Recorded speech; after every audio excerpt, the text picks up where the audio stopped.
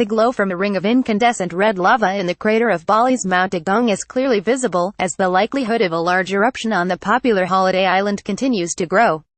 The burnt orange glow atop Mount Agung could be easily seen at night and in the thick ash column that Indonesia's disaster agency said was being sent nearly 2 miles 3 kilometers into the atmosphere. "We could see the magma tonight," Nyoman Karyiarsa, a resident of Rendang village, told The Guardian on Monday evening. "From 7 p.m. to 8 p.m., we could see a bright red color from the crater, but it hasn't come out yet." The Rendang monitoring post registered powerful and continuous tremors at about 2 p.m. on Tuesday in Bali, with locals and journalists told to evacuate. The last big eruption in 1963 was preceded by continuous tremors. The Balinese volcano, the highest point on the island, has grown increasingly restless over the past week, with the alert system raised to its highest level early on Monday, as the nature of the eruptions has shifted from phreatic, or steam-based, to magmatic. Quick guide: Mount Agung rises about 3,000 meters above Bali's Karangasem district, in the island's east. Bali lies within the so-called Pacific Ring of Fire, an area of high seismic and volcanic activity where thousands of tremors occur each year. Mount Agung's last major eruption in 1963 killed about 1,100 people and razed many villages. More than 50,000 Indonesians were evacuated in September this year when experts warned an eruption was imminent. About 25,000 people have been unable to return to their homes since then. The 21st of November, a minor eruption sent a plume of ash and steam rising about 700 meters. Volcanologists said it was caused by magma-eating water phreatic eruption. No alert was issued. 25 November, 3 minor eruptions sent a plume rising 4,000 meters and coated nearby villages in a layer of ash. An exclusion zone of 7.5 kilometers was put in place and some flights were diverted or cancelled. 26 November, Indonesia's Volcano Observatory notice for aviation updated to code red, predicting a further eruption with significant volcanic ash.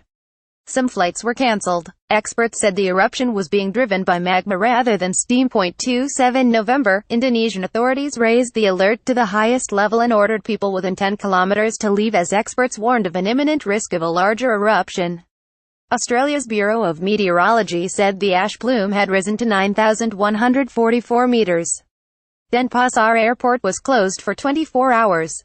Australia's BOM expects eruptions and ash to continue for at least 24 hours.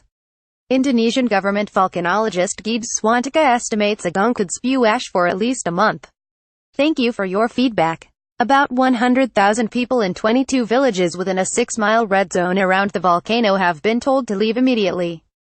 Karyiarsa said refugees from the mountains were continuing to flee to his village and he had felt several slight tremors over recent days. "We are just outside the red zone but we can hear the rumbling of the mountain, and ash is covering the leaves. If you don't wear a mask you can feel it when you breathe," he said.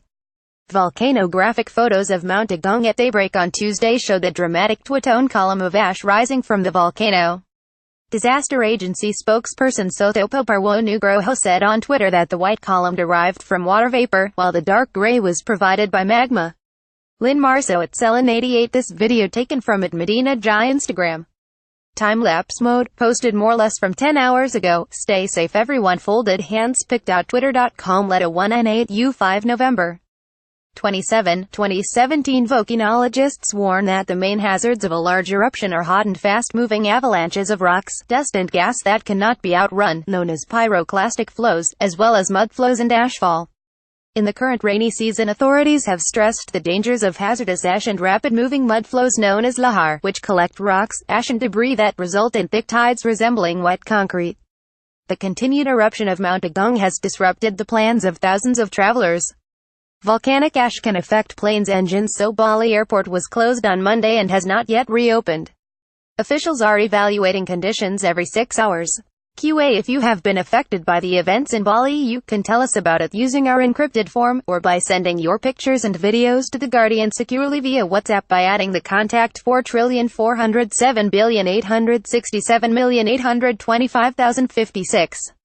We will feature some of your contributions in our reporting. Your safety is most important, so please ensure that you're taking this into account when recording or sharing your content. Thank you for your feedback. Ash is falling predominantly in a southwest direction, Indonesia's disaster agency said on Tuesday, and is also being affected by the movement of tropical cyclone Sempaga off the coast of Java. Instruments to measure activity at Mount Agung were installed only after the last big eruption in 1963, making it difficult for volcanologists to compare historical data and predict the intensity of future eruptions. Map.